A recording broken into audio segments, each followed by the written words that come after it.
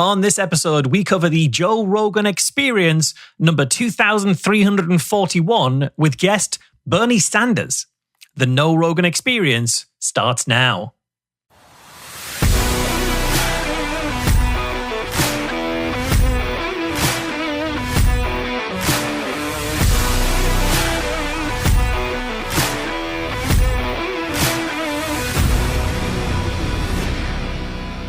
Welcome back to the show. This is the podcast where two podcasters with 89 hours of Joe Rogan experience get to know Joe Rogan. This is the show for all those who are curious about Joe Rogan, his guests, and their claims, as well as for just anyone who wants to understand Joe's ever-growing media influence. I'm Michael Marshall. I'm joined by Cecil Cicerello, and today we're going to be covering Joe's June 2025 interview with Senator Bernie Sanders. So, Cecil, how did Joe introduce Bernie in the show notes? The show notes say Bernie Sanders is the senior United States Senator from Vermont. See him live on the Fighting Oligarchy Tour, and then they give a URL for that. And is there anything else we should know about Bernie Sanders? Well, he is the longest-serving independent in the United States congressional history. He maintains a close relationship with the Democratic Party, having caucused with the White House and Senate Democrats for most of his congressional career. Actually sought out the party's presidential nomination in 2016 and 2020. Sanders has been viewed as one of the main leaders of the modern American progressive movement. According to Politico and New York Times, Sanders doesn't push or create large bills or legislation. Mainly, he just uses his political influence to sort of shift those bills left, and so people can sign on and essentially influence smaller parts of the bills. That's sort of his only route of being effective here in the United States, because most people in the United States are not as far left as Bernie Sanders is. Yeah. In July 2016, while Sanders was in the primary election against Hillary Clinton, there was a leak of the Democratic National Committee's emails. These emails appeared to show that the DNC favored Clinton over Sanders. And here's from the wiki, quote, staff repeatedly discussed making his irreligious tendencies a potential campaign issue in the southern states and questioned his party loyalty. DNC chair Debbie Wasserman Schultz, she called his campaign manager an ass and a damn liar. He went on to lose that primary to Hillary. He also lost his presidential primary to Joe Biden in 2020. And he's spending a lot of time traveling the country right now telling people that billionaires are bad. So I figure this interview opportunity was him starting at the tap. So in this interview with Joe, what did they talk about? Well, mostly the state of the average American, the economy, and what Bernie would have done if he was in charge. Most of the conversation centers around billionaires, as Sanders is there to publicize his Fighting Oligarchy Tour. And they do spend some time talking about Trump and his lawsuits and some other odds and ends. Yeah, absolutely. So we're talking Bernie Sanders here. So our main event has to be democratic socialism. That's what we're going to talk about. But before we get to the main event, just after we talk about there being big money backers to things, we're going to say a thank you to our Area 51 All Access Pass patrons. So those are Scott Laird, Fred R. Gruthius, Darlene, Laura Williams, no, not that one, the other one, Dr. Messiandi, KTA, Stargazer 97, 11 Gruthius, Chonky Cat in Chicago says no kings, Slarty Bartfast, Tax-Free Nuclear Beer Run, definitely not an AI overlord, the Fallacious Trump podcast, the Blue Ridge True Crime podcast, Stoned Banana, Am I a Robot? Capture says no, but Maintenance Records say yes, Grotius, The End of All Things, and Don't Thank Me, Your Show is Just Worth Investment. They all subscribed at patreon.com/No Rogan, and you can do that too to keep us out of the hands of the billionaire oligarchs and to keep us flourishing and independent. All of our patrons get early access to each episode, as well as a special patron-only bonus segment every single week. And this week, we're going to avoid at all costs talking about the pandemic. We're not going to talk about it. We're not going to talk about 100%. it. You can check that out at patreon.com/No Rogan. But now it's time for our main event.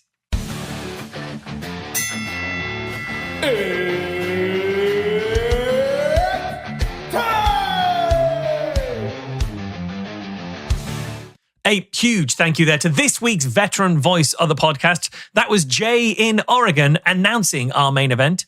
Remember, you can also be on the show if you send us a recording of you giving us your best rendition of It's Time. You can send that to NoRoganPod@gmail.com, as well as how you want to be credited. And it's really important you send it to us and not Joe Rogan, because it turns out a lot of people make that mistake between our two email addresses, which we will come to in the future. But yes, we get a lot of Joe Rogan's email. We certainly do. So as I mentioned, our main event this week is democratic socialism. And this is a bit of a departure for us, for the main show at least, because I'm going to mostly agree with Joe's guest here.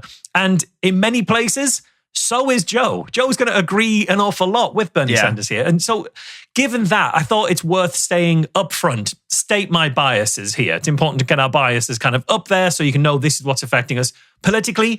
I'd say I'm a socialist or a democratic socialist. I fundamentally believe in a strong social safety net. I believe in helping the most vulnerable people in society. And I believe that the cost of that whole system should be covered by taxing the wealthy. I would pay higher taxes for better services and for better support for the people who need it more than me. And I think the wealthier you are, the more of an obligation you have to society to help society. That's kind of where I am here. Sure. Sounds exactly where I am. I want to echo your sentiment here, Marsh, and also tell people that while you may have not had an opportunity to vote for Bernie Sanders, I have done so twice in primary elections. So yeah, I am also did biased I'm the reason there was electoral fraud in America. I couldn't help myself. No, that's not true. That is not true. That's not true.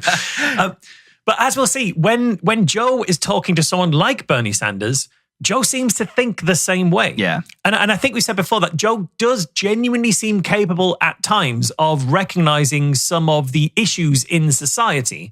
But then often in the conversations he's having, he's too often persuaded that the answers to those issues lies in counterproductive conservative policies. So I can recognize, I believe the Democrats when they say this is an issue, and I believe the Republicans when they say this is the solution.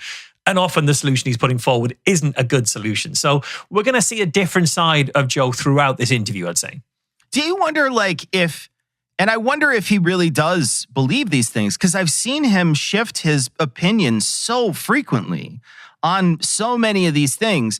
The only thing I think he really does believe when it comes down to his consistency level, and we'll find out on this episode, is climate change. I think he's a climate change denier. The other stuff, he feels more malleable.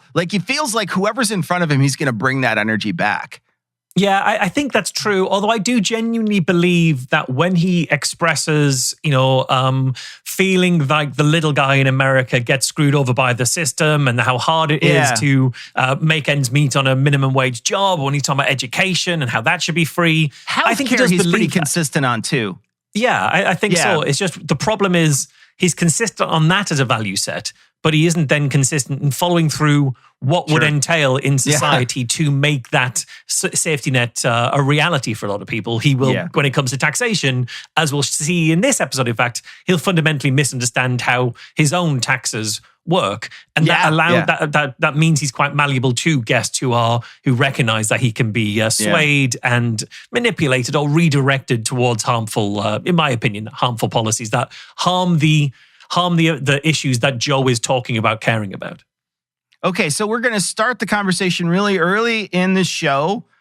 Joe and Bernie are talking about how things are different for this current generation versus past generations.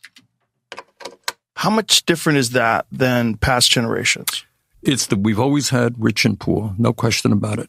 It's worse now, Joe. What do you attribute that to? I attribute it to decades-old attacks on the working class of this country. I attribute it to horrific trade agreements, which have allowed corporate America to throw millions of workers out on the street and move to China, Mexico, and other low-wage countries. I attribute it to a corrupt political system in which billionaires have significant control over both political parties. So that, for example, right now in Washington, the national minimum wage is $7.25 an hour. So you got millions of workers today, making 10, 12, 13 bucks an hour. You tell me, how do people survive on 13 bucks an hour? When we were kids, or at least when I was a kid, you worked for a large company. You had something called a defined benefit pension plan. That means you work for me for 30 years. When you retire, you're going to get X hundreds of dollars a week. That's long gone. Corporations have gotten rid of that. So you got something like half of older workers in America have nothing in the bank when they face retirement. So I think to answer your question, I think you got a rigged system controlled economically and politically by very, very wealthy and powerful people who could care less for working families. Now, couldn't. I hate that. I don't know why Americans do that. I wasn't going to pick up on that. I was going to let Bernie go with that. It's not Americans. Don't do that to me. I say couldn't. Come on. Okay. Well, you stand alone in America with being grammatically correct on that particular idiom. But what Bernie's saying there, that is a 90-second answer to the question, what went wrong? And I think this is a very strong, accessible summary of Bernie Sanders' political philosophy. And I think the other thing is it's also pitched at the issues that people actually face. The people listening to this are going to face these issues way more than the kind of figures that Joe's had on who want to push their solutions. Your Mark Andreas and billionaire Peter Thiel type figures. What Bernie's talking about is so much more real to the average person, I think. And when we think about those people who are pushing their solutions, how many of them have shown this kind of understanding of the issues in America and the causes of those issues? Corporate America moved jobs overseas. They were allowed to do so because billionaires wield way too much political influence, and the downstream effect has been hollowing out the structures that used to protect workers. It's a 90-second answer, and it says so much about what Bernie's worldview actually is. Yeah, and it's great to see him easily diagnose and then explain the problem in a very short amount of time and being very succinct. It's almost like he walks up to America, the car, opens the hood, and he's like, well, there's your problem. And Peter Thiel's just gnawing on one of the tubes in there. and that's really it. Like, he's really just like, this is there's real simple answers to a lot of these questions that we just will have a very difficult time putting forth because the system we've created reinforces those people in power. And we're going to see that. I think that's the theme throughout this entire episode. Yeah, it really is. And if we're going to be critical, we could say that what Bernie Sanders is espousing there is maybe overly simplistic or one-dimensional. It's not the only issue in American society. And I think that's fair criticism. But I also think this is such a significant issue in American society that is not being worked on. And the reason it's not being worked on is because it goes against the interests of the people who do have political power to work on these things. The people who are funding political campaigns aren't going to be saying, I'm going to give you all this money in order to stop me being able to give you all this kind of money. That's not the kind of thing that typically happens. Exactly. We're moving on to talking about healthcare in this next bit. So I add all of that up, and you have, and then just look at other things. I mean, you tell me about the healthcare system. Does anybody in America think this healthcare system is working?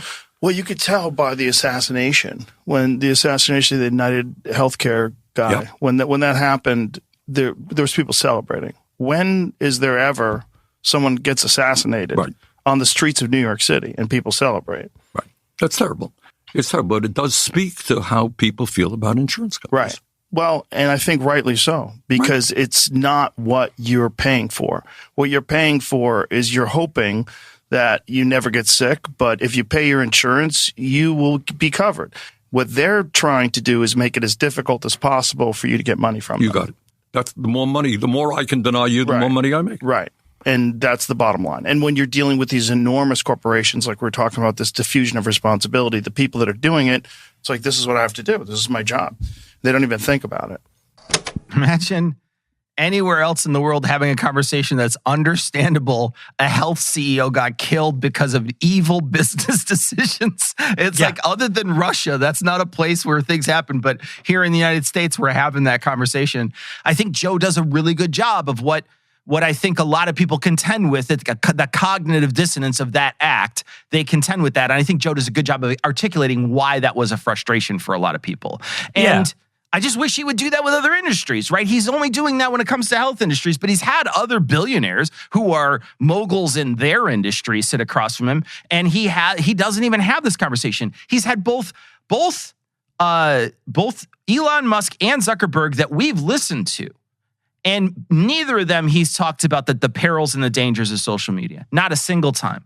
Yeah, I think that's fair. I was slightly surprised to hear Joe saying to Bernie, rightly that people are feeling this way about insurance companies, so much so that they're cheering the assassination of an insurance company CEO. And Joe saying, well, rightly so, because the industry is this bad. I was surprised to hear him saying rightly so, even about kind of the cheering on an assassination. I was trying to think and even find in our other kind of notes when Luigi Mangione has come up before. But I don't know that Joe has had this kind of understanding, if not sympathy with, and certainly understanding for the people who are supportive of Mangione. And I wonder if that's Joe tacking his sales to Bernie Sanders, because Bernie Sanders does a thing in the middle there saying, yeah, it's terrible, but it shows what people are feeling. And Joe takes that redirect from Bernie Sanders and just heads back off down the track that Bernie sent him on. Okay, so now they're going to talk about the way in which manufacturing in the United States has shifted to other places, and they're going to focus mainly on Detroit here. People don't know this. Yeah. But if my memory is correct, Detroit used to be in the 50s. Third richest city in the world. You got it. Yes. Yeah. We've talked about it multiple times. Yeah. It's disgusting. Right. And especially me as someone who loves American automobiles. I'm a big fan of what Detroit made during that time. And to see what happened to Detroit now. The last time I was in Detroit, it actually seems to be picking up. There's a lot of small businesses and a lot of artists and a lot of people that are proud to, like Shinola, companies like that, proud to be in Detroit. But there's just so many abandoned buildings. It's insane. You could buy a house there for $500. Right. It's really crazy. Like giant factories where every window's smashed, all the pipes have been torn out, and it's just this hulking And it's not just monument. Detroit. Right. I mean, there are other communities, corporations say, hey. I mean, and that path is unsustainable, right? I think so. Yeah.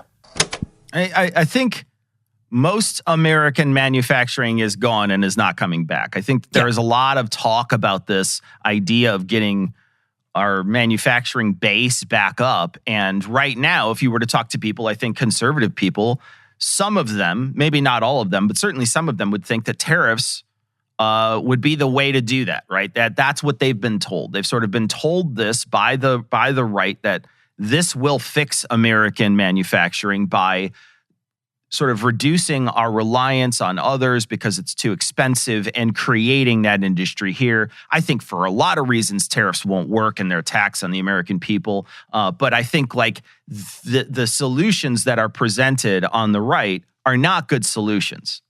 Yeah. It's like, let's go back to how things were. And the modern world just doesn't work that way. It's very, very rare that there is a factory that creates something from scratch without using parts imported from a different factory that made those parts. Yeah. And everything is like an amalgamation of several different, and all those factories are based in lots of different places.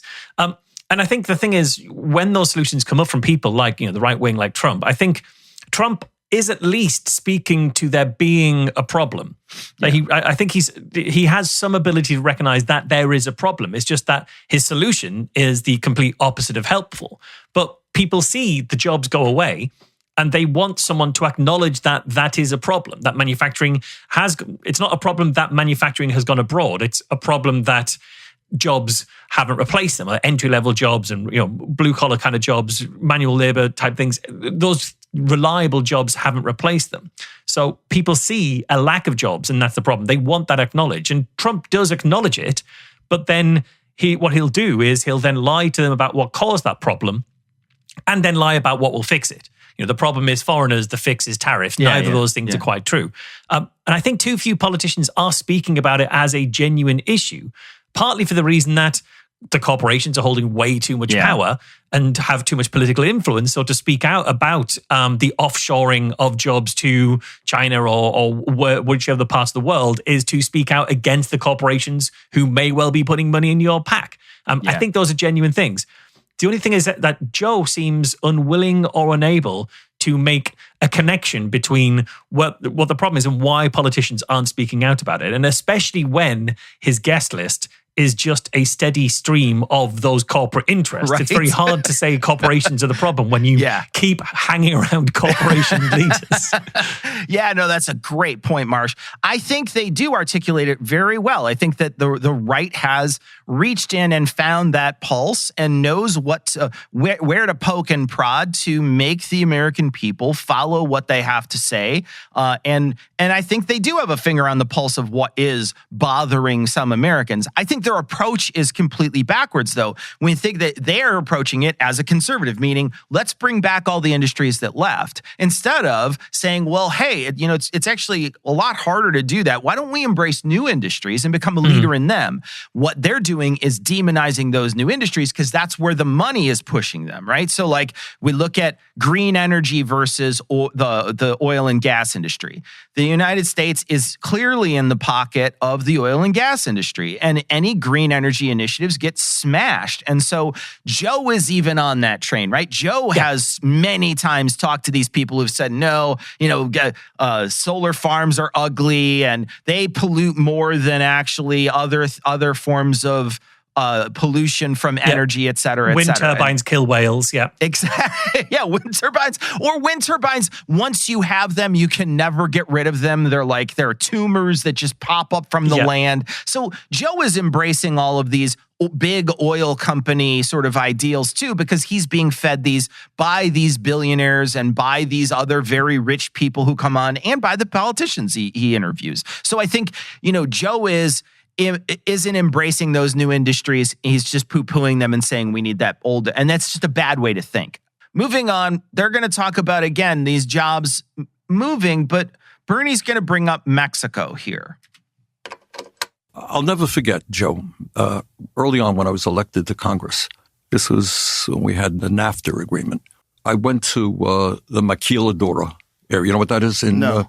It's a special zone in northern Mexico, near the border, where the government there, this is back decades ago, allowed American and other European corporations to settle and got tax breaks there. So it attracted all these corporations.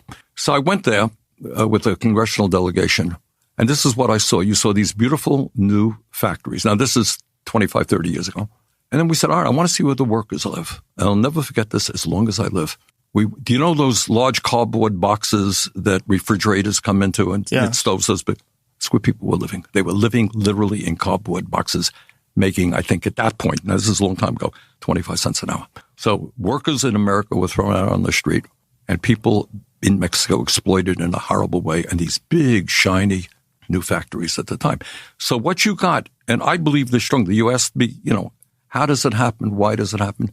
I think especially right now, and for many decades, you have the prevailing religion of the oligarchs and the corporate world is greed. That's all. I want it all, and I don't give a shit if I have to step all over you, throw you out on the street, take away your Social Security. I want it, and to hell with you. And that's why you end up with a situation in America where, the top 1% now owns more wealth than the bottom 93%, and millions of people struggle. I will point to other conversations that Joe has had in the past where he has also maintained this idea. He has said, I don't think it's fair that we in this country exploit other people around the world. I think not only should we have good, fair wages in this country, I think we should have fair wages around the world. He's going to go on to say that the blame here is more quarterly profits. I've heard him say that before. And it sounds like he either understands this or is able to match the energy of Bernie. I'm not sure which, but either way, I think it's positive. Yeah, I think so. I remember there's the interview where he was talking about how to stop so much illegal migration into America. And his solution was, let's raise the standard of living in other countries, which is everywhere. Not the conservative go-to position on that. But I think just that one clip there, it's testament to Bernie's ability to anchor things back to values and root causes throughout. American jobs went away. Why? We could say, well, because foreign workers are going to work for less. If you leave it there, people are going to stick with demonizing those workers. How dare those foreigners undercut your good American workers? But Bernie does a very good job of humanizing them. It's not the fault of those workers. They're being exploited. Here's the situations they're in. The real issue here is corporate greed, which means you want to find workers who will work for almost nothing that you can exploit. So he's able to keep coming back to his core message, which I agree with, but even if you don't agree with it, you can't kind of fault that he's good at bringing it back to that core message, which is the corporate greed is what is rotting things from the inside out. There's a great cartoon that I've seen multiple times, and it's an image of a very rich guy in a suit, and behind him is a giant stack of cookies. Then there's a a person on the left who's in a workman's outfit with like a hard hat. He has one cookie in front of him. And then there's a person on the right, clearly a brown person who is in sort of rags. And the billionaire looks over at the worker and says, that immigrant wants your cookie. And yes, I think like that's a great way to depict it. And I think Bernie does that almost every time he talks. And he does a great job of articulating who we should be looking to make sure that this changes and who we should be saying they hold the responsibility. And Bernie does a really good job, I think, throughout this interview and even in this, like you suggested, in this very short piece of saying the responsibility lies here. Let's make sure we place the responsibility in the correct place. Yeah, I mean, the billionaire in question in that particular cartoon is specifically Rupert Murdoch. That is genuinely, it's a drawing of Rupert Murdoch, who I think just joined the left-wing woke deep state with the release about what Trump wrote about Epstein. I think that's the current story, is that he's actually part of the left-wing woke deep state. We need to figure out what cookies we were making to make him eat to turn him left. Once we figure that out, we're giving everybody cookies. Yeah. All right. Now, like I suggested before, they're going to talk about why we need these quarterly profits, and here's that clip.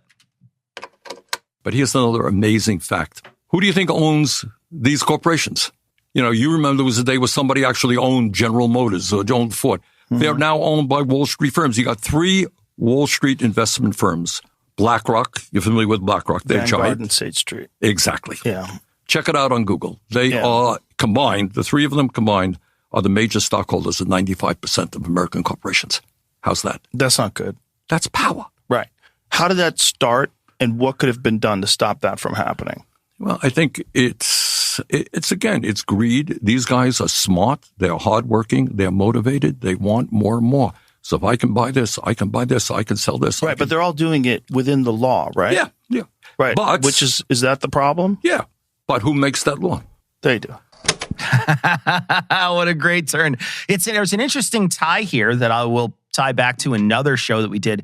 Ian Carroll got famous doing videos in the supermarket, talking about where products come from and talking about corporate greed. And he got very, very famous doing those sorts of things and then shifted to conspiracies. I'm not sure exactly why, but he did. And there's sort of a tie-in here to Joe's audience. And I think there was even a discussion about that sort of thing while Ian Carroll was on the show. I think often we find conspiracies in all these places, and we think there's some sort of governmental cabal that rules us and has subtle machinations. And the true answer is that it's called Wall Street and corporate greed. That's not a conspiracy that rich people influence the world exponentially more than you and I and everyone else. If anything, the weird conspiracies keep people from sort of combating the real and true issues of wealth and power. Yeah, exactly. People want to find the shadowy, secret elite in charge of the government, and in doing so, they overlook the extremely public billionaires and corporations that have all of that influence. Yeah. What I love is at the end there, Joe's saying, yeah, but if they're doing it by the law, is that the problem? And Bernie, nice and simple, who makes that law? Joe, they do. That is such a killer exchange at the end here, because that is so easily missed. People can come away thinking, well, everything is legal, so why wouldn't someone take all that they're legally able to take? If they're allowed to it under the law, then that's kind of fine for them to be doing that. And I can see people stopping at that thought. I have conversations with my dad about this kind of thing, and he stops at that point. So, well, it's all legal. You only should pay the amount of tax that legally you have to pay, and if you can find legal ways out of it, that's absolutely fine. But the point here is that next step that Bernie takes Joe and his audience on, that's the important step, which is the only reason that is legal is because money buys access, which buys you favorable laws. Yeah, you and I don't have access to the laws that allow us to skip out on certain amounts of tax and do all these kind of things because we don't have the money to buy those laws for ourselves. And I'll keep coming back to it throughout this show, because I think this episode and Bernie Sanders is the perfect comparison point for Mark Andreessen, for example. Mark Andreessen came on Rogan's show specifically to help build a clamor for laws that would make it easier for him to attain wealth at your expense. Who makes the laws? Mark Andreessen makes that law, and he wants your permission to do so. Yeah, it's a great contrast between these two, right? And I think it's almost like Mark Andreessen is Bernie Sanders' Lex Luthor. He even already has the hairstyle. He has the perfect hairstyle, so it matches. Talking back about healthcare again. So, the issues that we talk about is in the richest country on earth, why don't we have the best healthcare system in the world? Why do we have 85 million people who are uninsured or uninsured? And as you were mentioning a moment ago, he deals with the insurance companies and the drug companies. And the function of the current healthcare system is to make these guys very rich. And it works. They make zillions of dollars. And every place you go, in my state, the cost of healthcare is going up this year like 10, 15%. People can't afford it. And we lose thousands of people every year. People get sick. They can't afford to go to the doctor. They die. So, one of the fights that I hope we can win is to have the United States join every other major country on earth and guarantee health care to all people as a human right.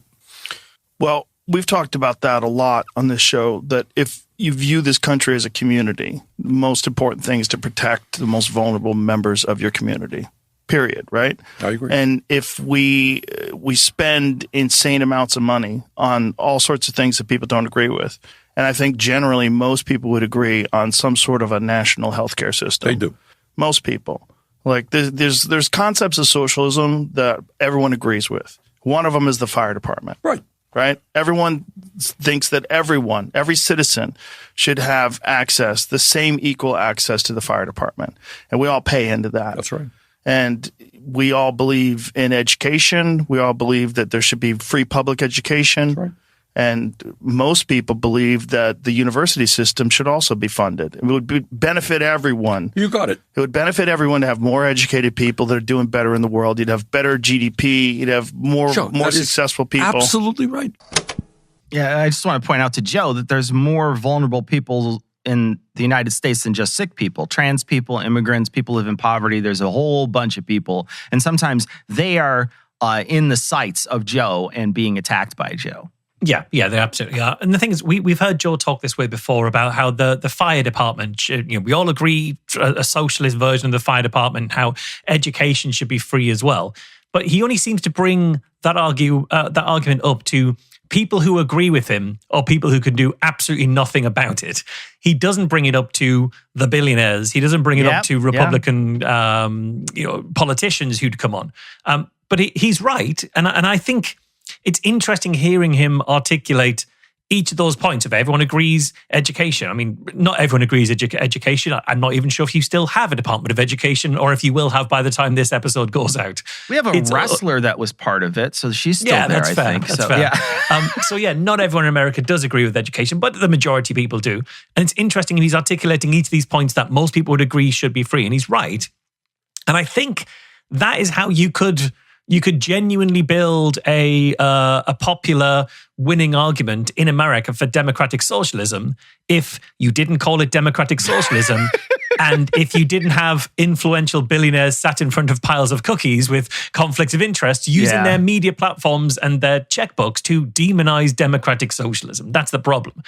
On a policy by policy basis, these are ideas that people don't just want to get on board with, but they assume are obvious to everyone. It's not even like, oh, that would be a nice idea. It's we all agree with that.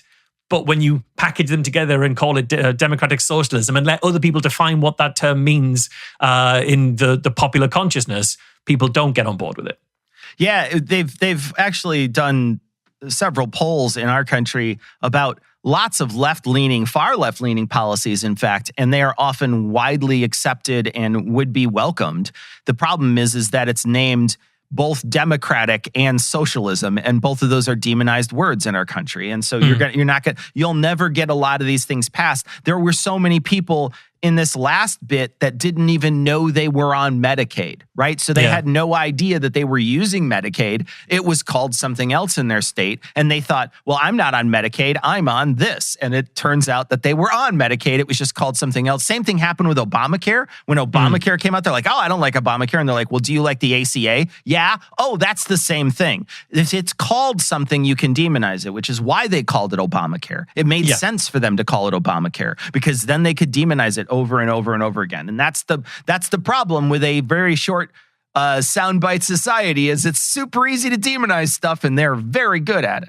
Yeah, especially for a society where the media is, in large parts or large sections of the media, kind of captured by corporate interests. Like you have people who have a conflict of interest with a particular policy. They don't want a policy to come in that's going to harm their bottom line, and they have enough money that they can just work out the calculation. How much would it cost me to stop to turn people against this law so it doesn't come in? And how much would it save me if the law doesn't come in? And if one of those numbers is bigger than the other, it's worth spending the money to stop the law coming in. And that's the equation that they're doing, unfortunately. This next clip is them talking about how to actually make America great. If you want to make America great again, less losers. How do you make less losers? Don't stack the deck against them. You know, one of the first things that you'd have to do is figure out why these communities and these cities have been the exact same way for decade after decade. Back to Jim Crow and the Red Line laws and all these. Why is nothing being done to fix that or to correct that problem? And it becomes this political beach ball that they just bounce around the air at a concert.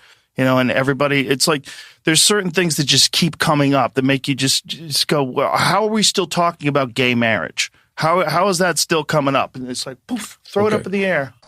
I just want to point out, too, like, poor people don't have a lobbyist or a super PAC. So often, the reason why the most vulnerable people among us get screwed is because they don't have somebody who can easily go there and manipulate the way the law works to help them out. Yeah, absolutely. Like the deck isn't stacked against people by accident. Yeah, you can't it's not random. A deck. Yeah, like you can't stack a deck unless you first hold all the cards. And you can't unstack a deck if you don't have access to the deck. This is the thing, is that once you have access, then you can be stacking and unstacking the deck. So Joe talks like these things just happened. But then when he's saying, well, you need to figure out why these communities and these cities have been the same way. Why are there decks stacked against them? Why you've got to go back to Jim Crow and Red Line laws, and why is nothing being done? Things were being done, Joe, but you called them DEI and you cheered when those things got cut. Because when there are corporate interests that benefit from things remaining the same or remaining in power, they're going to have the money to demonize things. And they demonized the measures that you would otherwise support, Joe Rogan, to try and dismantle the stacking of the deck, because they called it, positive discrimination, and they called it affirmative action, and they called it DEI and diversity hires and all this kind of stuff. Is how the deck remains stacked, and any attempt to unstack the deck were undermined. And similarly, we're still talking about gay marriage and abortion and trans people, because those are political footballs that are being thrown around by the very people Joe Rogan has on this show. Absolutely. So, Casey Means was on talking about abortion, and how important it was for women to not be in the workplace. Mothers should be venerated and celebrated. And I just think abortion is wrong, and all these kind of various things were coming up. We don't know her views on gay marriage, because Joe didn't ask, and she was smart enough not to just bring those up in the current climate, where abortion is a much more comfortable thing for her to be discussing than her views on gay marriage. But I genuinely wonder what would have happened if you'd have pulled at that thread, or if you'd have pulled at the thread for several other of his deeply religious, conservative, often incredibly rich guests that come on pushing a very specific, regressive worldview. It's interesting to see Joe sometimes get close to the idea of privilege, right? It's very interesting to see him push himself and feel like he's getting a little closer to that each time. And that's refreshing in some ways to see someone who I think would vehemently push back on the idea of privilege, but also be able to articulate all the underlying factors that would lead someone to believe that privilege exists. Yeah, it's a branding issue at that point. Don't use the word that triggers Joe Rogan or people like Joe Rogan who hear the word privilege and immediately shut down and get defensive and switch off, rather than when you talk through the concepts behind it, they would agree. Again, each one of the policies seems not just acceptable, but obvious. But when you package it in a name they don't like, you react to the name and not the contents. Now they're moving on to taxation. At a time of massive income and wealth inequality, you don't give tax breaks to billionaires. You demand that they start paying their fair share of taxes. And one of the problems that we have, it's not just an American issue, it's a global issue. A lot of these zillionaires are hiding their money in tax havens in the Cayman Islands and elsewhere. And that's an international issue. But I think we have to have a fair tax system which says that individuals and wealthy and corporations that are making a whole lot of money start paying their fair share of taxes. What is their fair share? I don't know. I mean, under Eisenhower, the very rich paid at their upper levels 90%, But let me be very honest with you, Joe, on this one. 90% is kind of crazy, though. Right? No, that's not, of course. That's just for the, your billionth dollar. You know what I mean? It's not your first dollar. It's so not if you make $1 billion, you pay $900 million in taxes? No, that's not what it means. It means on your $900 million, you're going to pay 90%. Okay. All right. It's not okay. He doesn't understand it. He clearly doesn't understand it. You can hear how he says, okay. He doesn't understand it. He doesn't get it. It's all, you pay a normal tax rate on all money below X. In this case, he's suggesting $1 billion. So you have $1 billion, then you make more money and you pay 90% of your taxes on that money that you make over $1 billion. It's not hard to understand, but he doesn't understand it. No, that's true. And we know Joe doesn't understand how progressive taxation like this works because we've covered him not understanding it before when he was talking about when he was in California, I think talking to Mel Gibson, he was talking about it. And that is a problem because it colors entirely how he talks about taxes with billionaires. And if we're going to be critical of Bernie Sanders here, Bernie doesn't do a very good job of explaining that here. I don't think he does it. He's saying the way he's talking about the numbers isn't good. If he was to say to Joe, when you make $1 billion, the first $1 billion you won't pay tax on, and then any single dollar after that you will pay tax on. So if he was talking in those kind of ways, I think Joe could get it. This isn't good communication necessarily from Bernie, especially when this is a core subject for Bernie. This is one of his strengths, is how to tax the billionaires.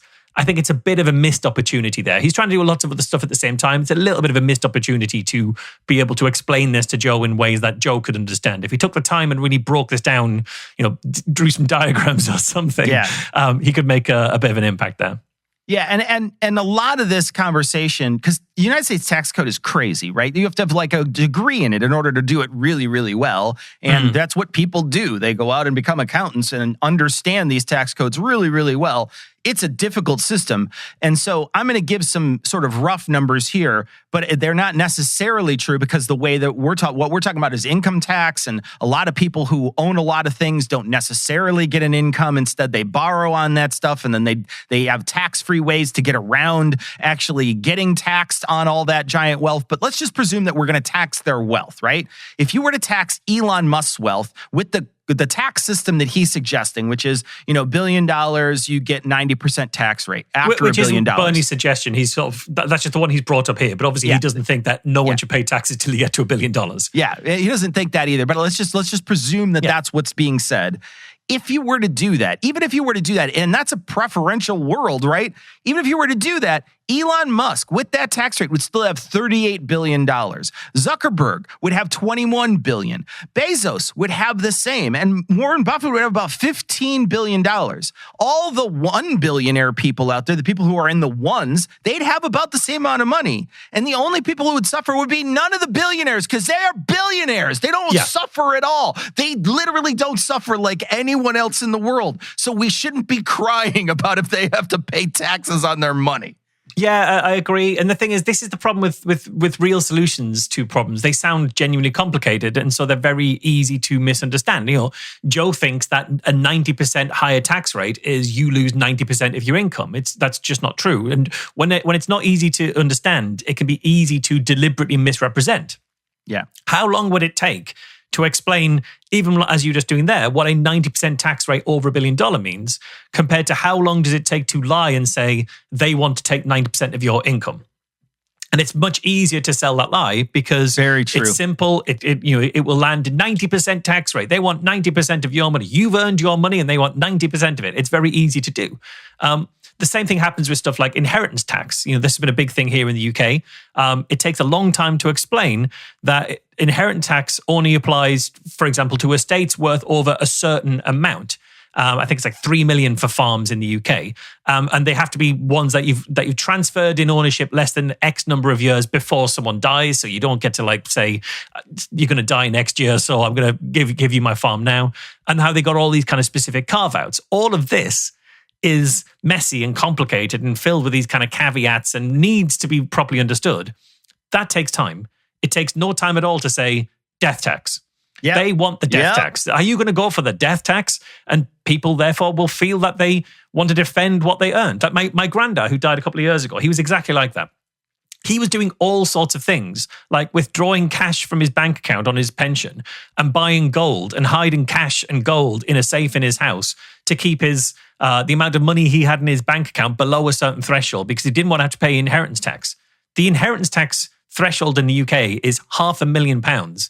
And I think when he died, he had about 10 grand in his bank account. Yeah. But he's like, well, I don't want them taking any of my money. But people fundamentally don't understand how much money wealthy people have. They don't know it's almost impossible. I don't know what $1 billion is. I try to think about this stuff a lot, and I don't know what $1 billion is. I can't possibly comprehend that.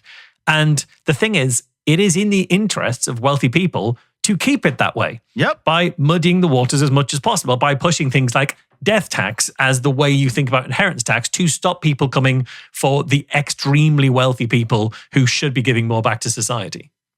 I find it interesting, Marsh, that in this particular episode, we hear him sort of give an actual pushback. What do you mean by that? What do you mean by the 90%? Tell me what that is. That's kind of crazy to give that kind of money up, even though Joe doesn't understand it, right? Joe didn't do any bother to understand what Bernie's even talking about. He is at least in some ways pushing back. I don't remember him saying anything to Trump that was even remotely a pushback. Even the things like when he's talking about the election fraud, he just lets Trump slide completely. Here, at least he's pushing back the tiniest bit. But I'm just surprised to see this.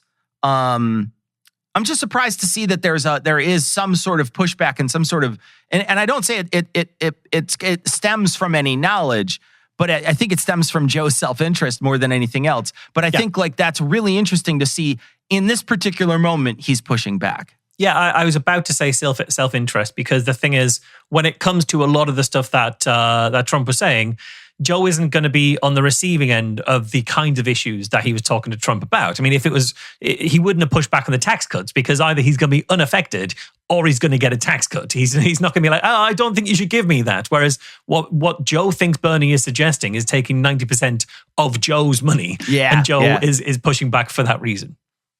Okay, so now they're going to talk about wages.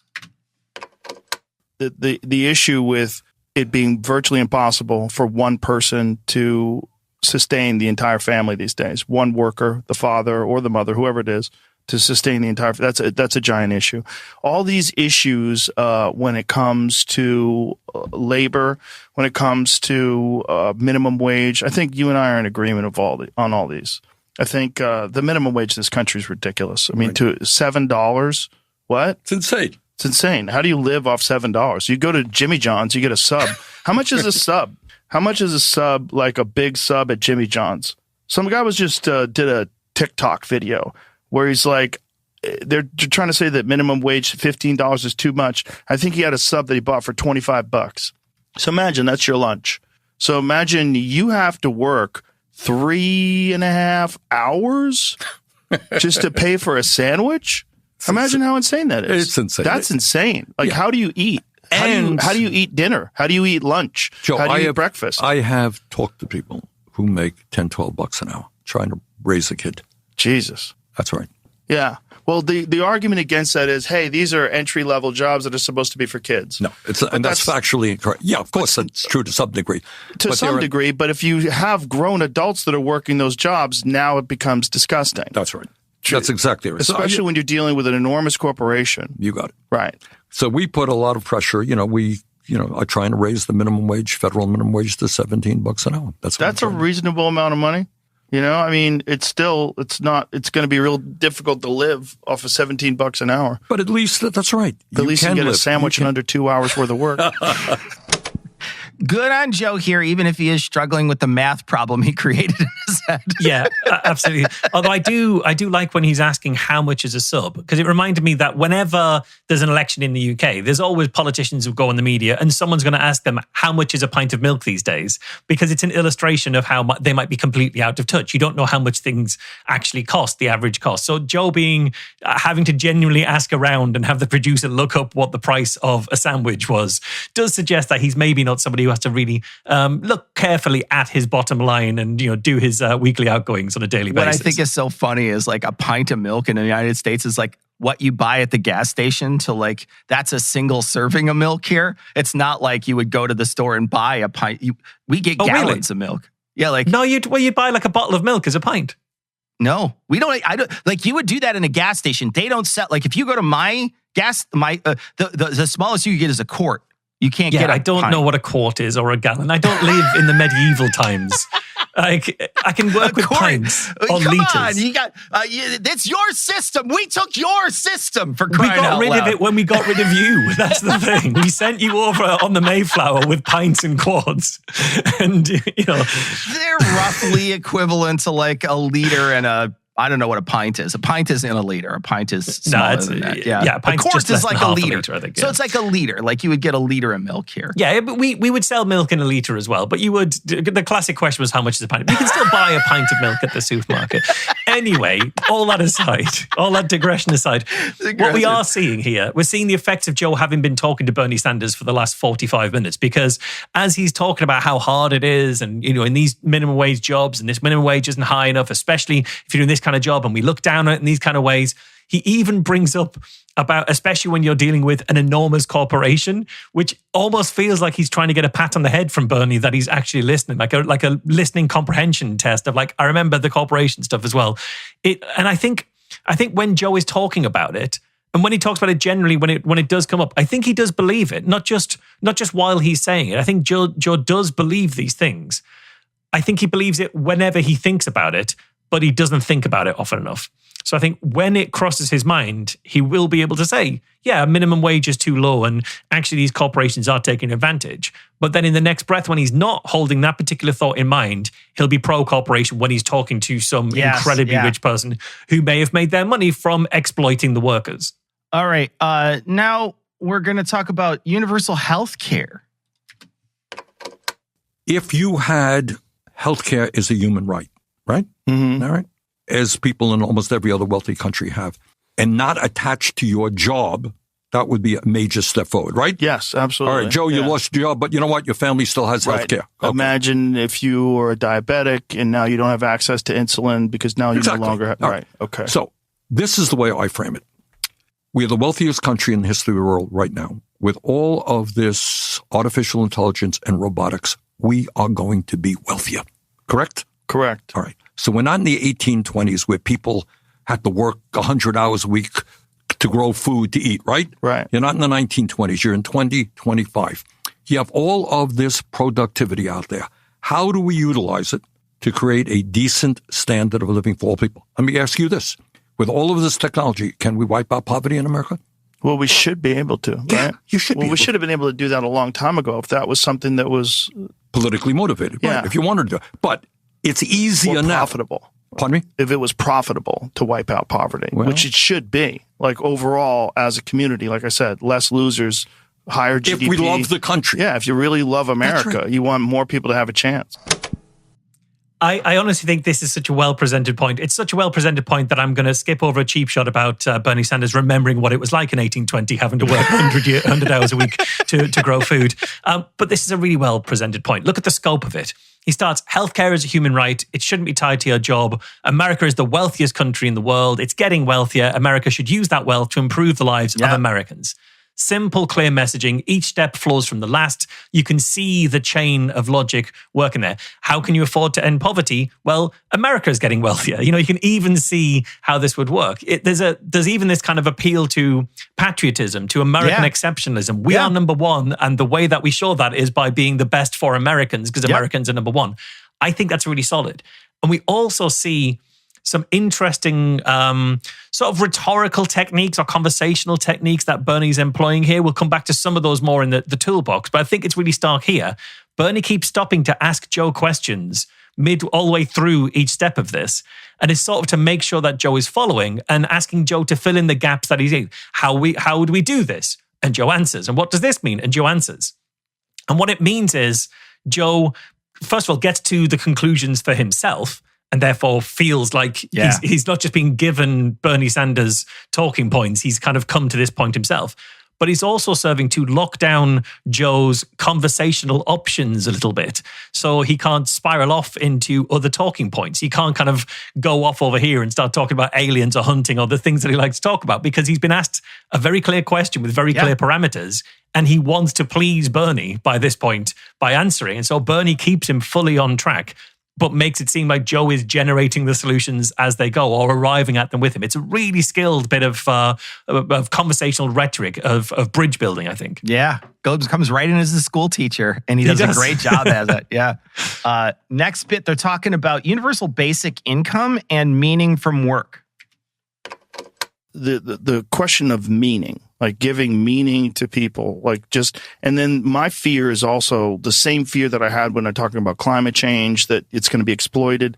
Once people are entirely dependent upon the state for universal basic income, then it becomes a question of now your entire life, all the money that you get being from the government. The problem is if you step outside the lines, if you do anything that the government doesn't like, if there's they pull the plug on you. Yeah, they pull the plug on you. Or if a new administration comes in and says, you know what, this is unprofitable. These people have to figure it out for themselves. The United States is really $37 trillion in debt. We can't sustain this. Right. People have to do you have to adjust, learn to code. Right. Remember that? Right. Yeah, that kind of shit.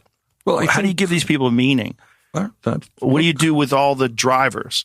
Think about how many truck drivers in this country. This is going to be the first thing that goes away. You're right. Taxi cab drivers, Uber drivers, truck drivers, gone. And the question about factory workers, a lot of people say, yeah, well, those jobs are terrible anyway. It'd be great if those jobs went away and people, they're free to pursue their interests. What interest? You got it. You're a 60-year-old man. You've been working for this factory. You're looking towards your retirement, and now all of a sudden the plug is pulled. All the money's gone. Your 401k has been erased. Your company's been bought out by another company. Now everything's automated. There's no jobs.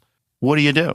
Well, I think that is the question. Right. So if you have what Andrew Yang was talking about, this giant epidemic of automation in this country, and the solution being universal basic income, but that's not the solution for meaning. And how do we convince all of these people that they have to not just take this money from the government, but also take action to give themselves meaning in their life? Right.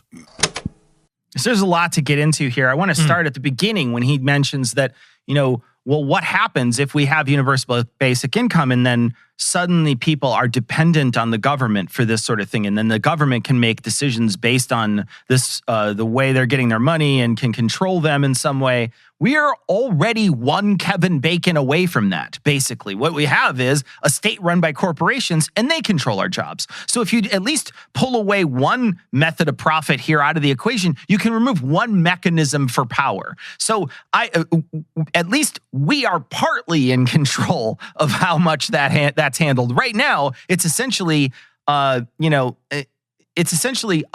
unilaterally controlled by business, whereas in other ways, it could at least be controlled by us as a group. Yeah, exactly. He's talking about what happens if you step outside the lines of the government. Well, what about right now if you step outside the lines of what your employer wants? Yeah. Or if your employer just finds a cheaper way to do your job, well, now you no longer have healthcare. In America, at least, especially when needing time off to see a doctor can be one of the ways you've stepped outside of the lines of your employment. How can Joe not see that is so much worse than if you were getting that money, universally basic income from the government, where if you need healthcare, the healthcare's there and you have the time to go seek healthcare and not just have to put up with it because you've got to make another shift. Yeah. And, you lose your job. It's not as devastating because you still have this level of care that everyone gets. And then you can find a new job or pursue other interests, et cetera, instead of I have to find a job right away because if not, I'm going to wind up on the street. And that is a totally different way to live. And Joe seems to think that those two things are equal, and they're not equal. And also the other thing he mentions too, and he spends a lot of time talking about this, how are you going to find meaning if you don't have a corporate overlord looking over your shoulder and making you do stuff? How are people possibly going to find meaning, Marsh, if they don't have their job to wake up to every single day and do that? He doesn't understand that there's other ways to find meaning in life other than your work. Yeah, and actually in either the toolbox or the gloves off, we will actually come back to he does understand that for himself, but not for other people. Yeah, exactly. Great point. Yeah, exactly. But what Joe is talking about here is kind of the personal responsibility issue. Like we all have to pull ourselves up by our bootstraps and give ourselves meaning.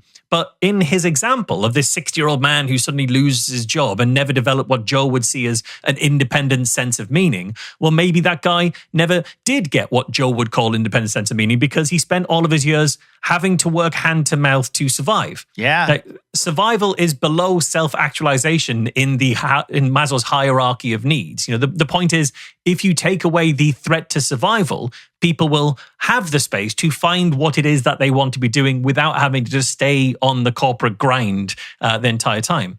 And Joe also isn't grasping the point that if we shift the duty of care over to onto the people who do just buy up and sell companies and ditch workers, people will have the safety net to find their way. He's saying, well, what about if your job just disappears overnight? And now what are you going to do for meaning? Well, what if that's actually part of the duty of care when it comes to owning a company or selling a company? If when you buy up a company, you either have to retain those workers or give them substantial payouts because you're so hugely affecting their lives. Okay, it's going to get more expensive to buy a company. And so maybe fewer companies go around buying and taking over other companies and asset stripping and mergers and things. But so what? You know, like with landlords and houses, that doesn't mean that companies just go away because a billionaire didn't buy them and asset strip them. You know, the economies of it will change slightly, but we would prioritize the people and not the profits in the businesses, and it would just shift the priorities here. Last bit in our main event. This is talking about meaning still.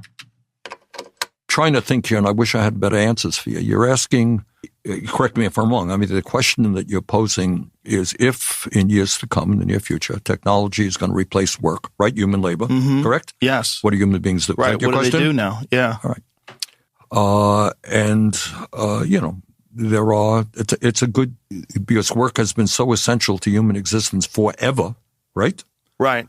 And you're suddenly taking that away. What do people do? How do they relate to each other? All I would say at this moment is the answer is not to fall in love with your AI creature out there. Yeah, don't do that. But also, how do you find meaning? How do you, if all you're doing is just getting a check and you can just stay at home and stare at the TV and the money keeps coming and then you eat processed food all day and it's all subsidized.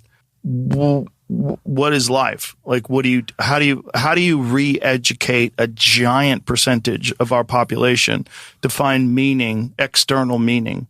Find something else. Find a thing that you can do that maybe even that's profitable that these computers can't do. To be honest, this is where I get off the Joe Rogan train on this episode. This is where I think Joe has kind of lost it for me. This feels like an existential version of welfare queen rhetoric. Exactly right. We can't just give them money because then they won't have any meaning for themselves. Yeah, exactly right. You know, maybe people never had the opportunity to develop their own meaning in that sense because they've had to work to survive, especially when those jobs are exhausting, long hours, physically demanding. People get home, they're so exhausted by their job, they can do nothing else.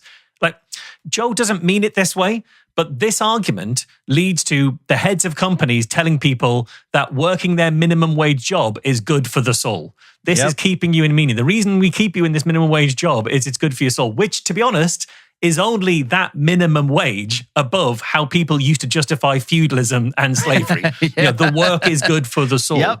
Yep. And in all of this, nobody is worrying about whether super rich CEOs have meaning in their lives. How are they going to keep their meaning when they're so wealthy that they don't need any further money in their life, that they've got everything they could possibly want? I think that's a bigger existential threat, that you have so much abundance that there's nothing you could possibly imagine that you couldn't acquire within a moment's notice. I don't know how those people, that to me is a bigger threat to how to keep yourself motivated and having meaning. But because those are the wealthy and they're the ones in power, they're the ones at the top of the chain, they're the ones with the political connections, etc. We don't ask those questions about them. We ask it about the people most vulnerable at the bottom of the chain. Yeah, we spend our time worrying about how poor people are going to find meaning instead of how rich CEOs are going to get a soul. Yes, yeah, exactly. All right, now we're going to move on to our toolbox section.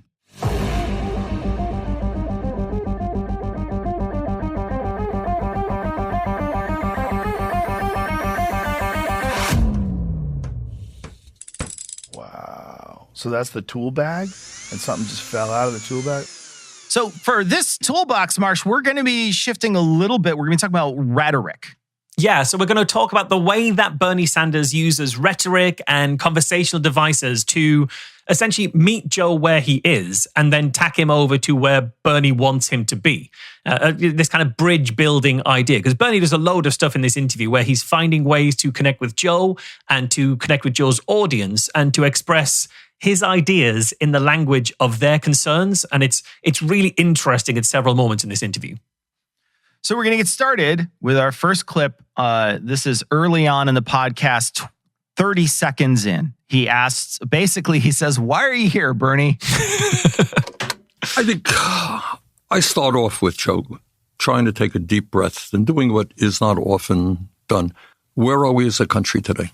What's going well? What's not going well? And I don't think we don't have that kind of basic discussion. And to my mind, I think in America today we're facing more serious crises than we have in the modern history of our country. This is a pivotal moment in American history, and what happens now will determine the lives of our kids and future generations. What specifically concerns you? I'll tell you what concerns me, the issue of wealth and power. All right, I'm kind of old-fashioned, and I believe in democracy, and I believe that everybody should have a good shot at living a decent life. And what I worry about right now, and this is an issue, Joe, and it's part of the problem, that it just ain't talked about very much. And I applaud, by the way, you and the other podcasters who give people the time to really seriously discuss things rather than 7-second sound bites, But if you take a look at where we are as a nation today, the system is not working. It's broken. It ain't working for ordinary human beings. So you have in America today where we have more income and wealth inequality than we've ever had in the history of this country. That's just a fact. You have one man, Mr. Musk, owning more wealth than the bottom 52% of American families. One man, 52% of the American families. You got the top 1% owning more wealth than the bottom 93%. You got CEOs of large corporations making 350 times what their workers make. And meanwhile, in this richest country in the history of the world, working class people are getting decimated. I like that in this, he does a very clever thing and a lot of people do this to Joe, they flatter the sort of long-form interview style that Joe has maybe not pioneered, but certainly attached himself to and sort of branded himself as. And Joe is immediately more receptive when you do that.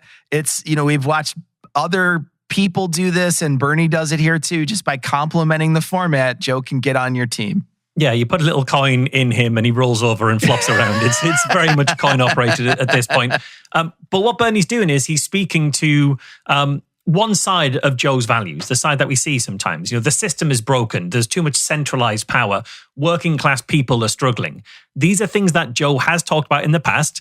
And from the off, 20 seconds in, Bernie opens, this is his framing. These are the people being screwed. This is the way that it's happening. And while he's doing that, he's flattering Joe about how willing Joe is to talk about these things at length. It is absolutely not just pandering to Joe, but buttering him up so you can slip him into whatever position you want him in later, essentially. Yeah, you can trust that chicken however you want once you ply it correctly. I want to say, too, it's really interesting. He's bringing Musk up so early in the interview, and we will see if that pays off and how far he pushes with the Musk stuff. Now they're going to talk about how people are struggling. Man, anyone who lives paycheck to paycheck understands that every single day is a struggle. You got to figure out how you feed the kids, rents, cost of housing in America off the charts, healthcare off the charts. So right now, as we talk, there are people worrying. My landlord, is going to raise my rent by 20%. What the hell do I do? Where do I go? What schools do my kid go to? How do I buy decent food? for my kids. My mother is ill. How do I afford prescription drugs for my mother? My car breaks down, so if you have money, no one thinks of it. Your car breaks down, go to the mechanic, you get it fixed. You know what? A lot of people don't have $1,000 in the bank right now. If you don't have $1,000, your car breaks down.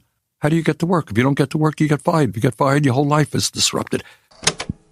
So I think this is a really perfect example of how to talk to a very large, very broad audience like the one that Joe has.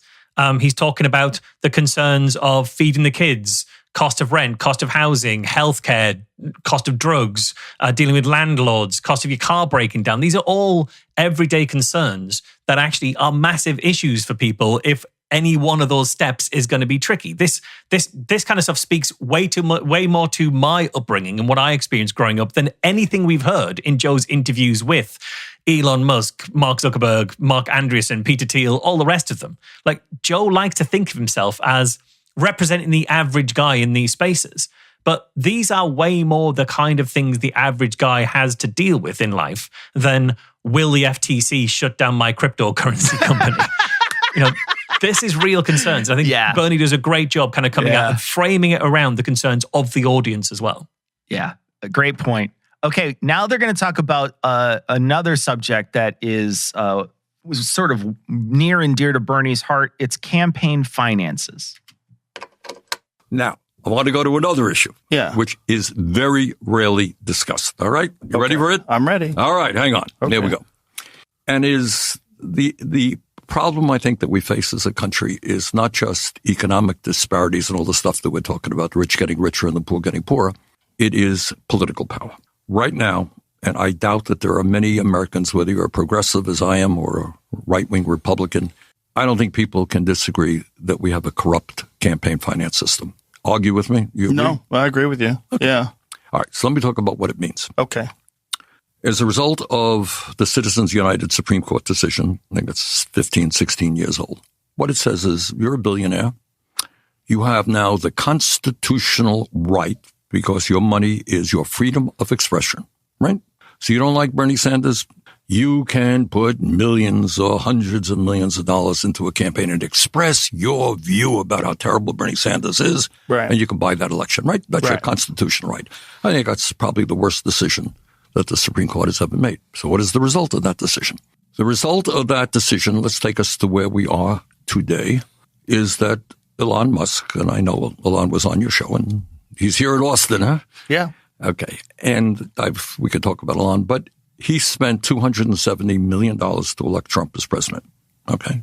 I think that's absurd that any one person. What's the most someone donated towards the Harris campaign? They spent a lot of money on Harris as well. They spent $1.5 billion just over the course of a couple of months. You got it. All right, let me talk about it. So I'm not here just to say it's a Republican. That's my point here. Right. Okay. So Musk spends that money, and what's his reward? He becomes the most powerful person in government for 3 or 4 months. Okay, fine. Joe counters here with whataboutism, and he says they, by the way, he's like, they paid $1.5 billion for Harris. They, he never defines. They is not a single person. No, it's not. Absolutely. And obviously what Bernie is talking about here is an individual spending that amount of money. But this is actually a really excellent step, I think, from Bernie, the way he talks about this. He's coming for Musk. 15 minutes into Joe Rogan's show, you can hear in Joe's tone of voice, he is not happy with it. Joe bristles because he likes Musk. He had him on the show. Essentially, they work together to get Trump into power. I mean, Joe may not think of it that way, but that is absolutely what happens. You can see when it cuts to Joe's face during this bit, he doesn't like where this is going. You're coming after the two people that we've said regularly that receive almost no criticism on Joe Rogan episodes is Elon Musk and Donald Trump. And here he's coming after that. So Bernie knows he's touching on a sensitive spot. Joe's reaction is try and shift his focus to Harris. Well, you're saying that about Musk, but what about Harris? Well, Elon gave $270 million. Well, Harris spent 6 times that. Bernie could have easily been drawn into a tit for tat, defend Democrat spending, saying, well, maybe, it came from a much wider base, came from more people, all this kind of stuff. Instead, he takes a step back and says, essentially, that amount of money is a bad thing, regardless of which party it is. I don't care which party it is. Neither party should have it. Nobody should be able to buy access like that. Yep. And Joe can't push back because when Bernie isn't defending the Democrats but is saying this is bad on both sides, nothing like this should happen, what is Joe going to say to defend that? I think it's fine. He can't do that. And so he's got nowhere to go. He's boxed in. And that leads us to the next thing that Bernie kind of does once he's kind of boxed in a little bit. But what you have right now, and I just saw this the other day, you are a Republican member of Congress, okay? And you say, there's a reconciliation bill, which we can talk about in a minute, that this is Trump's big, beautiful bill that's coming up literally on the floor of the Senate very shortly. So let's say you're a Republican representing a low-income district. And you say, I got a lot of people on Medicaid in my district and kids can't get to college and I worry about food programs. I don't think it's a good idea to give tax breaks to billionaires and cut back on Medicaid.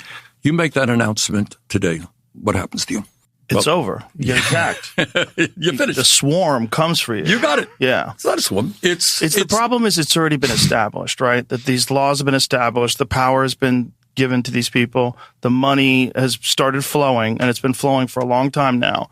And this is the issue with starting something that you can't stop. Well, you can't stop it. You can stop it. And you got to stop it. Okay, but if you do stop it, all these people are going to throw all their money at stopping you from stopping, correct?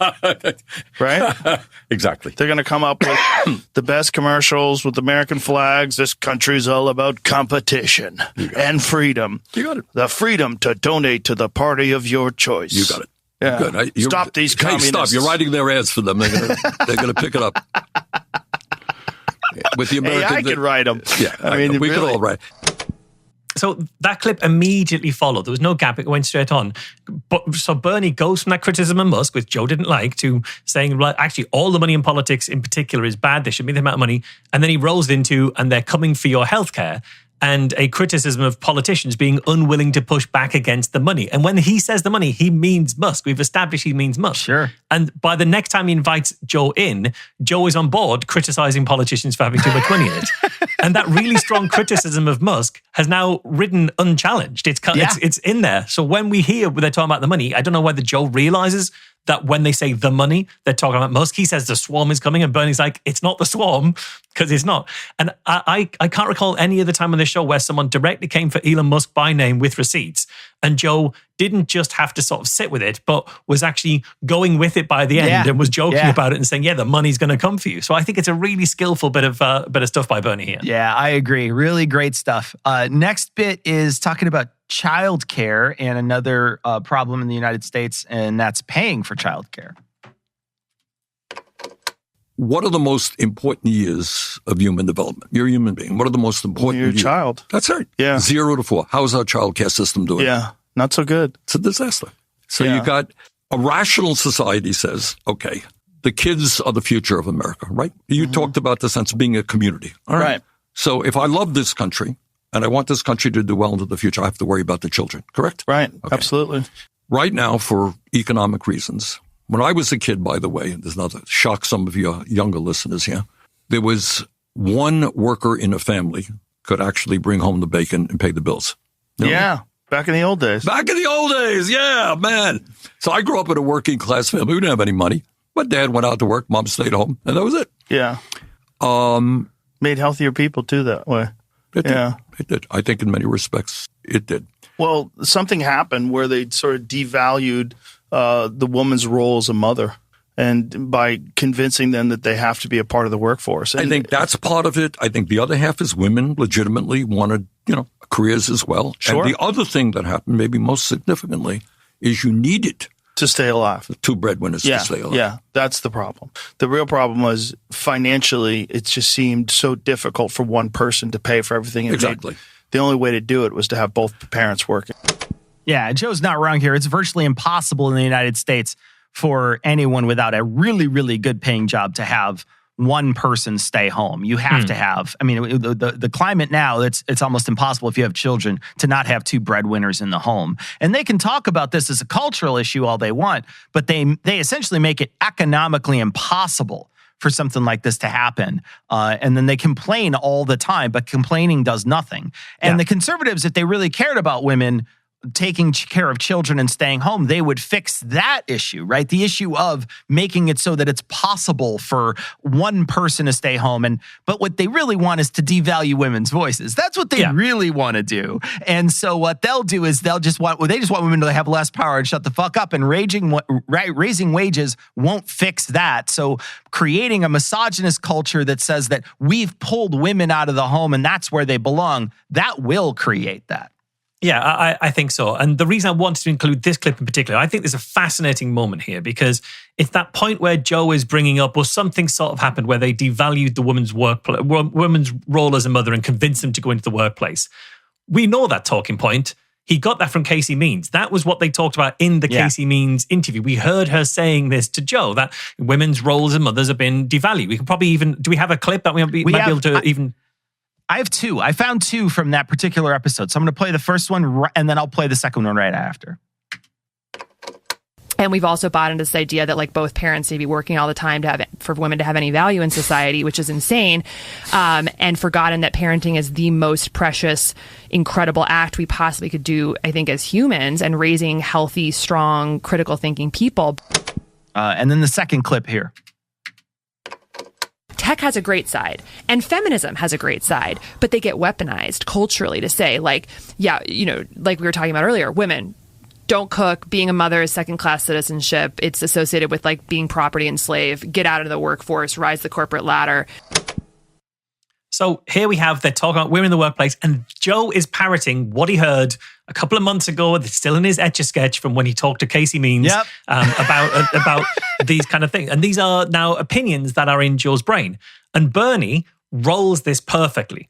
He said, well, it could be that, but also women want to work. It's about, women actually want to be out in the workplace. And also families need two incomes. And Joe is then saying, yeah, that's the key thing, is it? You need the money to survive. And Joe is suddenly back on and he's right into lockstep when Bernie takes that little point a step further.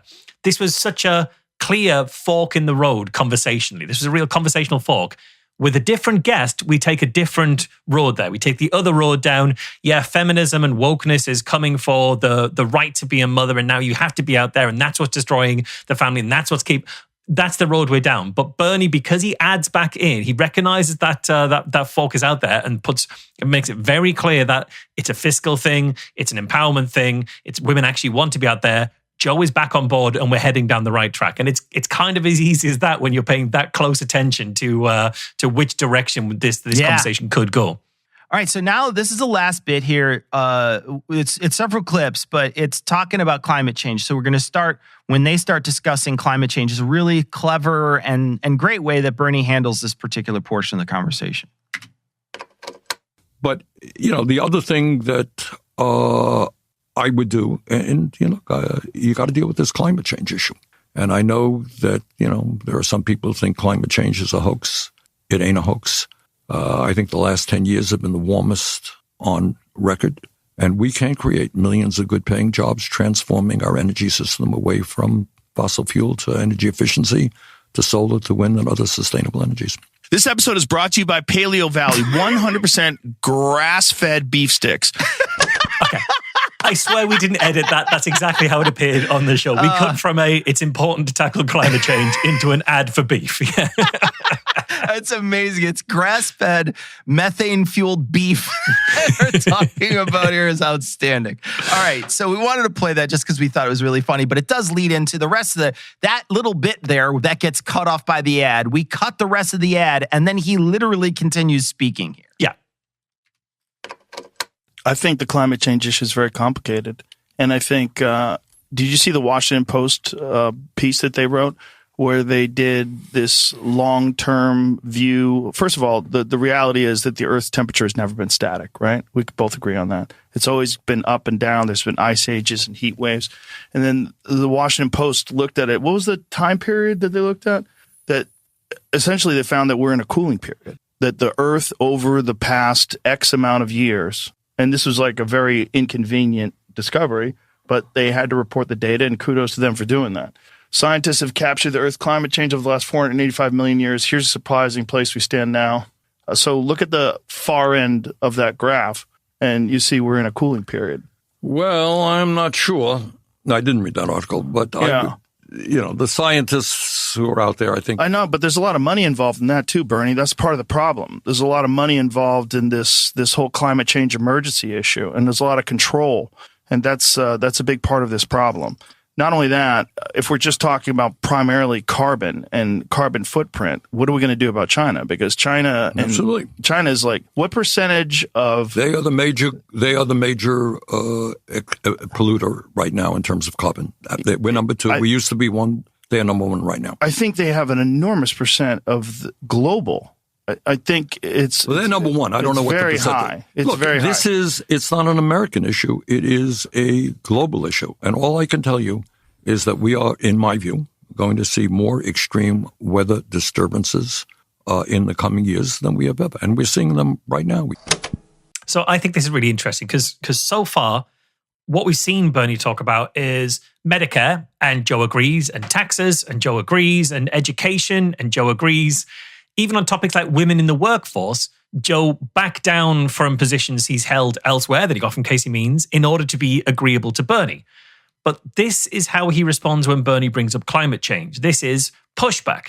In fact, what he does do next is he kind of goes into this long monologue that rants through all sorts of conspiratorial climate change talking points, like quite quickly, in fact. Yeah, absolutely. He was like, here's his talking points. What aboutism when he talks about China? He talks about, shadowy funding. He's blaming green energy and neglecting the fossil fuel industry. He's talking about the data, in this case, very misframed and cherry-picked data. All of this would be super easy to show if a single person who knew about climate change could talk to him for 10 minutes.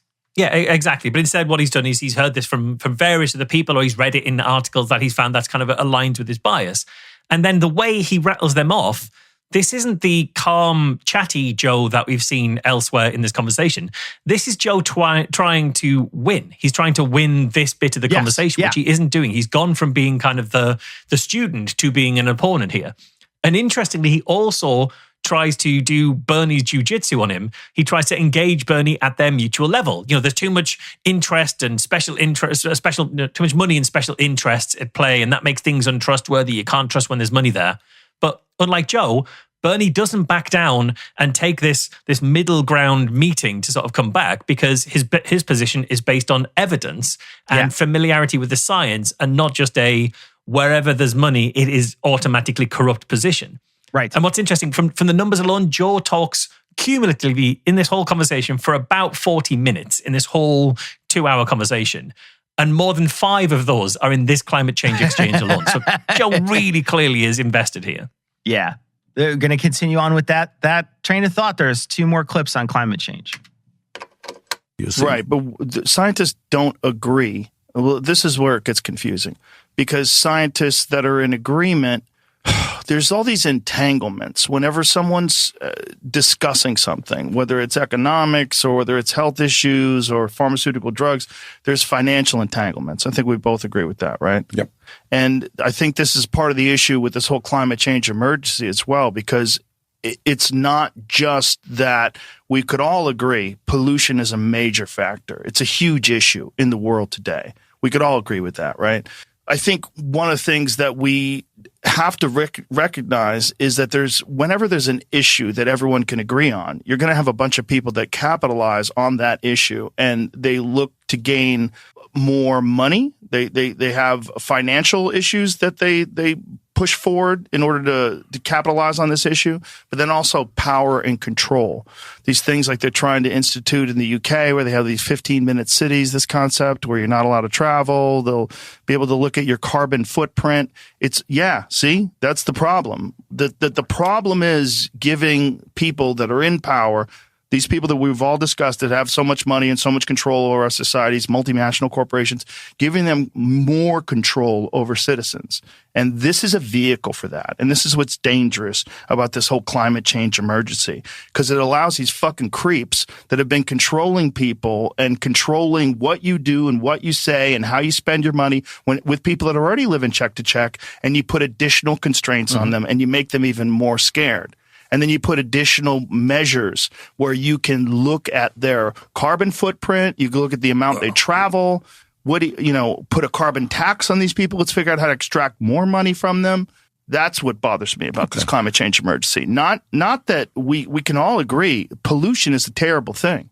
Everyone should agree to that. The beautiful earth that sustains us and all life on this planet is being poisoned as we speak. We're killing all the fish in the ocean and sucking them out in giant numbers. 94% of all the big fish that are in the ocean are gone over the last, whatever it is. When you go to war against nature, you lose. So, yeah, I think this shows really Joe's reaction here. It shows which of his values he's willing to bend on and which are his core values, essentially. Just as you pointed out, RFK dropped all of his equality talk in favor of his anti-vax policies when it came to the crunch. This is the stuff that Joe really feels at his core. This isn't just talk. He's not willing to just roll with things. He has to kind of really push back on this stuff. And this makes him malleable by anyone who agrees with him on climate change positions. Because if you parrot his climate denialism, he's going to follow you into other conservative policies and therefore into conspiracy theories and onwards. But once you challenge this, he'll get off your train and he'll really bring this to a bit of a halt, really. And so, yeah, it's topics like this and reactions like this that we get a sense to really hear and find out who Joe Rogan really is. Yeah, that's really true. It's also funny that he mentions this, and I just want to bring this up because he clearly has a problem with corporate interest controlling you. He's like, these fucking creeps, he says while he's talking about this. They control you. They make this, they create this climate crisis so they can control you. But he's missing that they already control what they do. It's just a different group of creeps, right? He's saying these creeps will control you when it comes to green energy. Well, he's forgetting about the oil industry creeps who already make sure that we don't have good public transportation, we don't have a public transportation overhaul, or that we have cars that they very specifically that we can't buy here in the United States that all over the world are much more fuel efficient, and I have to buy a bigger car here that is much less fuel efficient here in the United States. The people who make those decisions are already interfering in our lives, and he overlooks that. Yeah, he does. And also, I don't know what could possibly be done to make Joe aware of the fact that 15-minute cities aren't happening in the UK. They're not a tool of evil totalitarian control. I can just walk to the supermarket, Joe. That's all it is. I can walk to the supermarket. That's as evil as it gets. I can buy my pint of milk without needing to go to a garage. All right, last clip. This is the final piece about climate change. Yeah, because you're a part of nature. Loses. Exactly but right. We're worshiping the almighty dollar. You got it. Above the mother. You asked me when I ran for president, one of the interests, it's something else to run for president because you get around, you meet all kinds of people and you learn all kinds of things. And one of the things that I did, we went to met with a lot of Native Americans. And one of the reasons is, their tradition was going from way back, respect for nature. That they understood way back when, that you kill off all of the buffalo, you ain't going to have nothing to eat, right? Right. They understood that. And you understand that you live in harmony with nature, which is, I think, what you're talking about. Absolutely. And if you lose that harmony, I worry about the future of humanity in general. Which is the problem with financial competitiveness. When you put that almighty dollar above all else. That's right. Then all you think about it, and you're only alive for 100 years, so it's just hit the gas. Hit the gas for 100 years, and who gives a shit what happens after I'm gone? I'm going to die with the most toys. Yay, I win in the dirt. That's exactly right. Yeah. And that is, which takes us to another issue. Okay. And that is artificial intelligence and robotics. So, yeah, I think Bernie recognizes he's hit Joe's button here. Yep. And we are 40 minutes into a 2-hour interview. He knows that he can't just stick on this one topic because he's not going to get as far as he wants to, basically. So what he does is, first of all, he slows the whole conversation down. Joe is accelerating up. He's going into Joe, trying to win the argument mode. He's throwing out lots of different things. So Bernie pauses it back to explaining this one time when he was running for president. Oh, you meet so many people. And his tone just takes all the weight out of it, takes all the energy out of it. It's so gentle, it's so slow. Yeah. We're no longer kind of rutting heads. It'd be very easy to get caught up in Joe's energy, and he does the opposite. He meets that energy with a lack of energy almost. And then he pivots to appealing to nature. because, Joe's kind of interested in nature and stuff. And he's saying about Native American wisdom about nature. Yeah. And that's not a bad bet. That's a better entry point into how to deal with the environment for Joe than what the scientists say. And we talk about that for a while, and Joe kind of indicates that he's kind of warming up to what Bernie's saying. This, for me, is the point that you made about Mel Gibson hit a brick wall on Christianity, so he pivoted to the Lost Ark, because going through conspiracy theory is going to get Joe to where you want him to be. Right. This is Bernie doing that. You can't get him through the environmental science, but you can get through Native American wisdom about nature. And then once that's kind of diffused a bit, Bernie moves on because he knows he's onto a loser. He moves on to a topic he knows Joe will engage with him on, and therefore carry his message to his audience rather than be oppositional to his message. Bernie is using like a keto on him. Like he's got Joe in wrist control here, and he just moves him where he wants. He's like Steven Seagal, like flipping people around. He does such a great job of using Joe's energy to just match, just change Joe's energy by giving Joe, okay, well, let's slow the conversation down. It's a rhetorician recognizing they can't win this particular argument. Let's move on to something else. I'll get Joe to agree with me on nature, and then we move right on to something else, and it's not an issue anymore. It's really great. It's really a good way for Bernie to get the other message that he wants out when he knows that I've hit something that I can't change. Yeah, and Bernie Sanders isn't the guy to persuade Joe Rogan that climate change is real. No. And we could have got bogged down in that and not get to any of the other stuff that Bernie wants to say to Joe's audience. Cecil, Rogan thinks he's all smart. And I'm the last person that thinks I'm smart. Trust me. Okay, Marsh. Something good? Well, the thing is, it's kind of so much of it is good, isn't it? Yeah. I agree with almost all of it. So I'm actually going to flip this back, and I'm going to have to pick up something bad. I think the way they discuss meaning in a post-work world is an interesting question. It's an important question, but I don't think either of them really fully grapple with the question properly.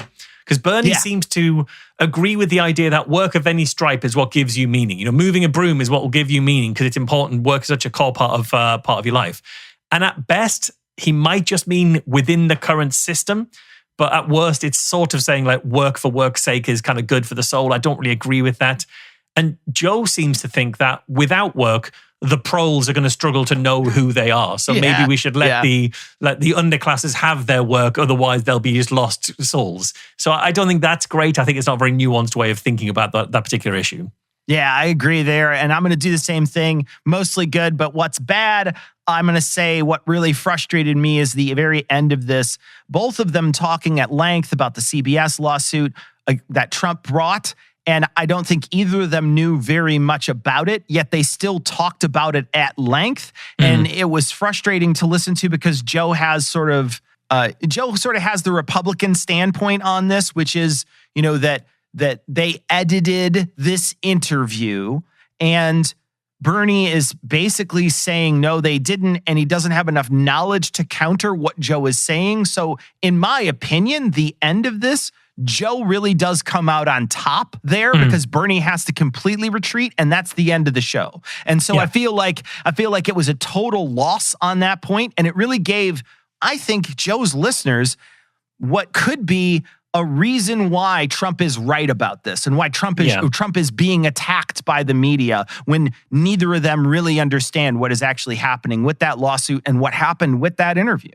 Yeah, no, I think that's true. I think that's absolutely true. Okay, well, that is it for the show this week. Remember, you can access more than half an hour of bonus content every single week from as little as $1 an episode by subscribing at patreon.com/NoRogan. Meanwhile, you can hear more from Cecil at Cognitive Dissonance and Citation Needed. And you can hear more from me at Skeptics with a K and the Skeptic podcast. And we'll be back next week for a slightly less agreeable but just as interesting slice of the No Rogan experience.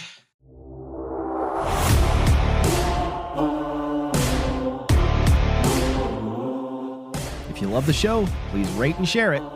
If you want to get in touch with us, become a patron. Or check out the show notes. Go to knowrogan.com. KNOWROGAN.com.